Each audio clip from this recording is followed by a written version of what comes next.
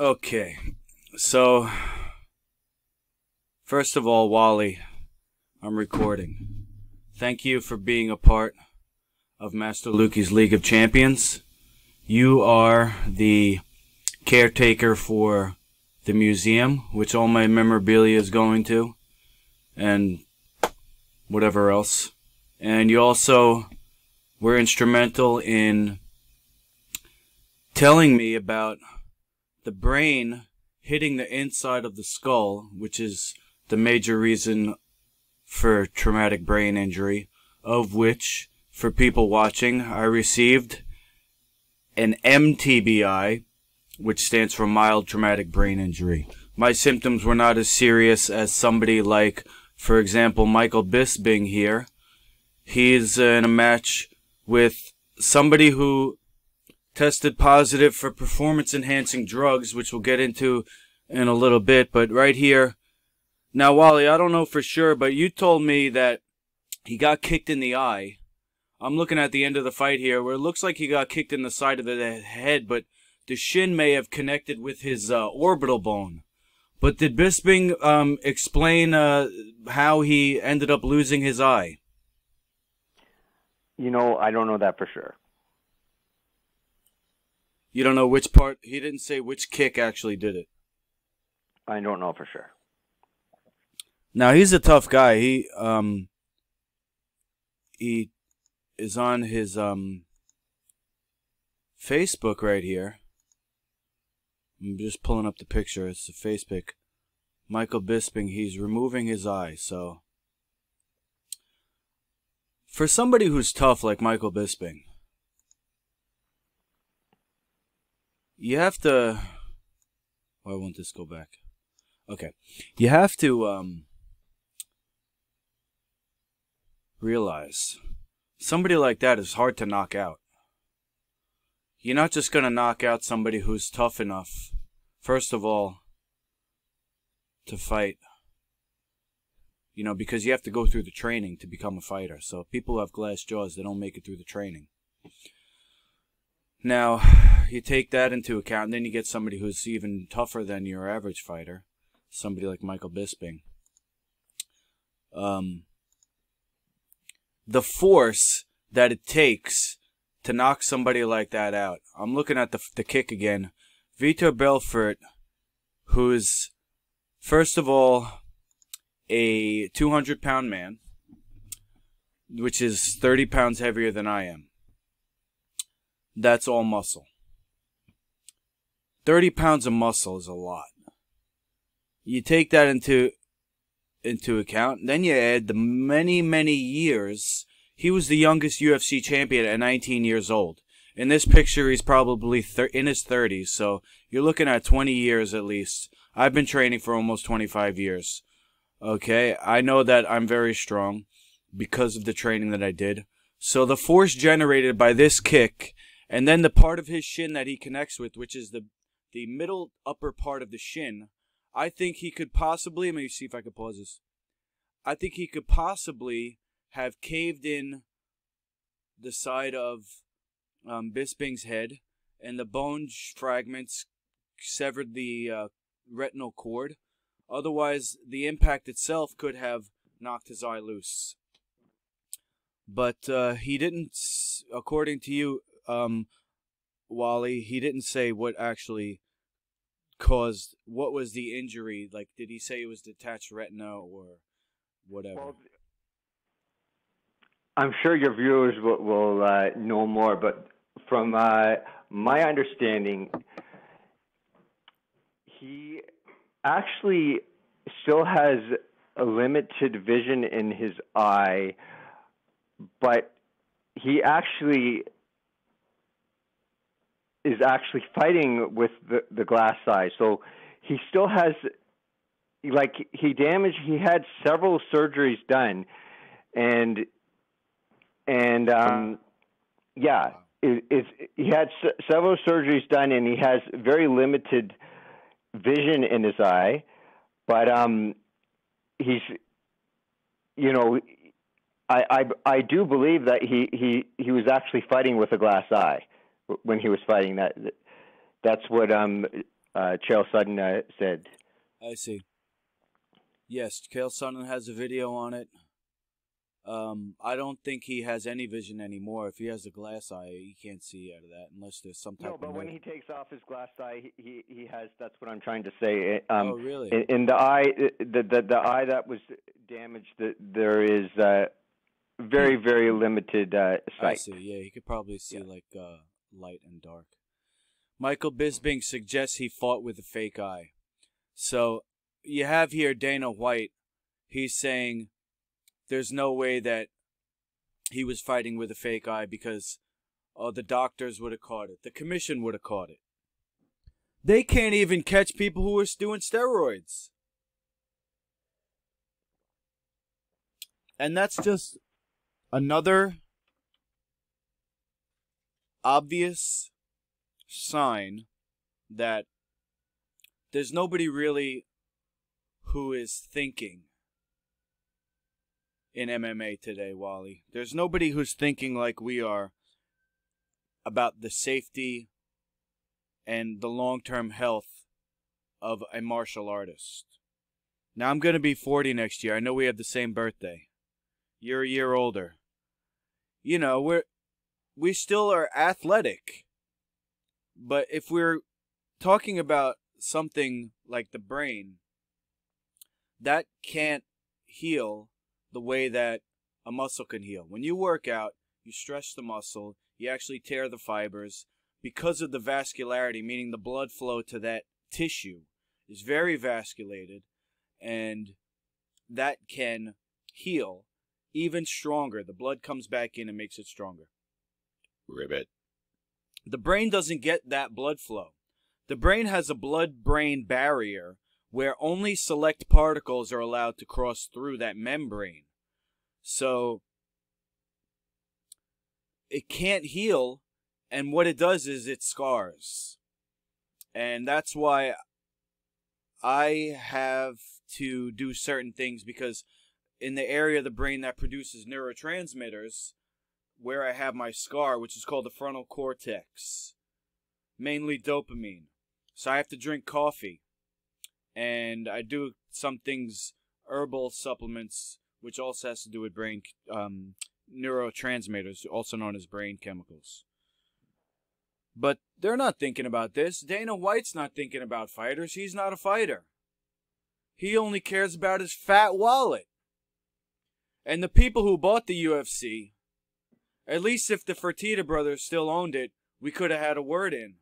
We could have came to them with a business plan. And they have hearts, because they're people. But now there's a corporation in charge, and they only care about the bottom line. Their investors want to know what's profitable. And, you know, but Dana White says they didn't know, but Michael Bisping is such a marketable fighter over in England, I wouldn't be surprised if they did know. Because they let people slide on the PEDs all the time, come up with BS excuses like picograms, and they had therapeutic use exemptions for Vitor Belfort back when he was juicing up. They said, oh, you could do steroids, but only because your hormones aren't balanced, because you did so many steroids in the past. It's almost comical. You got anything to add, Wally? Well, you know, there's actually, what comes to mind, there actually was another fighter that actually hid his medical condition from the commission, and he finally, his commission actually, and he ended up getting tested, and then the commission found out. Who I'm referring to, I can't think of his name, but it was Conor McGregor's. It's going to come to me really quickly, and I'm sure it will to you too. It was one of the Conor McGregor's fight buddies. He fought in the 125 division, and yeah, he was actually a really big for his weight class, and he actually had I don't know the exact medical condition, but like basically, if he got hit in the right place, he's gonna like basically bleed profusely. I'm surprised the name hasn't come to you. It's a Celtic name that he has. Yeah, I believe the pronunciation is Celtic. Yes, but the name, yes. I'm not. I had somebody email me about that. They said, "Listen, yeah, you're not saying it right." But that name should come to you really quick. Who I'm referring to? He actually, he actually had to retire because the commission found out his medical condition. I see. I'm just thinking of his. Well, that could be a nutritional thing as well, but that's another story. Listen. But yeah, he had a serious condition, and that's just saying, like, it's very easy for a fighter to hide a medical condition and still fight in the UFC. 100%. I have a few bullet points. The last thing I want to say, Wally, and for you watching, before we talk about MasterLukey's League of Champions, because I have my own event coming up. There's no head contact. But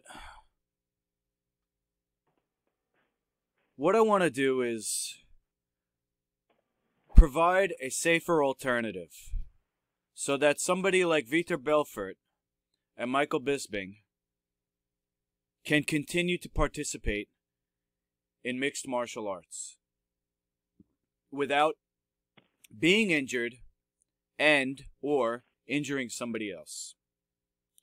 Because if you don't start from that point of protection, which if you look at the word samurai, people always saying, oh, you're a warrior, you're a gladiator, you're a samurai. Right now is more like the gladiator days, and those people were sacrificed. But the samurai was an honorable role, and one of the most honorable roles that somebody could provide, meaning protector. The word samurai translates to conservation. Somebody who stands by you and protects you. Okay, it's different from an attendant, which is another translation of the word.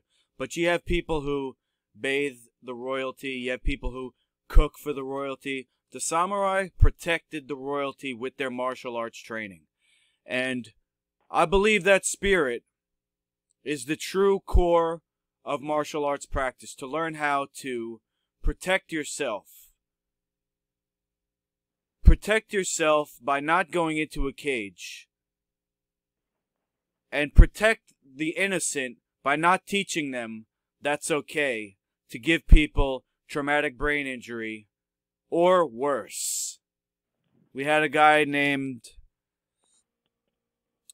Nurmatov. I'm going to mispronounce his first name, so I'm not even going to say it. He died 2 weeks ago, and that was MMA. So last week, a week later, boxing fatality. It's not a joke, people. And it's not a game. But with my new regulatory system, it can be more of a game because we're scoring points instead of damage. Scoring points for action instead of damage. So here's an example scorecard. Now, Wally, I want to invite you while you're on the phone. My next championship. I know you live far away, but if you can't make it, I'm going to do my best to broadcast this one. I'm definitely going to turn it into a documentary where each fighter gets a profile.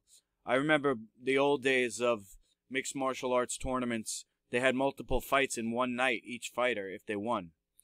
And you got to know the fighter with their intro, and then you got to see them. And you, by the end of the match, by the end of the tournament, you had your favorite because one guy had a few matches. In this style that I'm doing, which is a round robin style, each fighter has 4 matches. There's 5 guys. And based on their score in each match, they're going to get paid a percentage of the prize pot, which is $1,000. So if you're watching and you can't make it, you can buy a ticket, and that money goes to the fighters. That's on MasterLukey.com. If you come to the event, tickets are $20, and that money goes to the fighters. I'm not in it for the money right now. I'm just in it to make a difference. And I think this is going to be huge, Wally, and I appreciate that you've come on board, because that's proof that what I'm doing is right, that is going to be good. Now, you've been watching mixed martial arts for a long time, and you're still a fan of this new regulatory system. I'm not going to lie, I do enjoy watching it. No, I watch it also. I watch the sport to study it.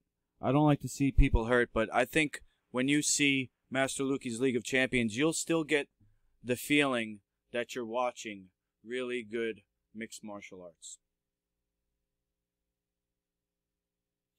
So,